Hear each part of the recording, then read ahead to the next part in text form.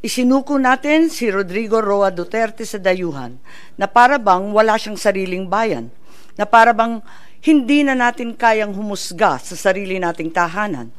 Here we are watching as a fellow Filipino, a leader, a father, a grandfather, a man who served this country is taken not by his own people, but by outsiders who claim the right to judge him. Sabi nila, batas ang dapat manaig. Tama. But whose law? Ours or theirs?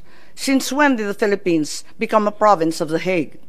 Kung kaya nilo itong gawin sa isang dating pangulo, sino na lang ang susunod?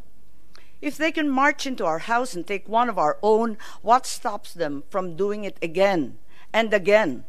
To you, to me, to any of us.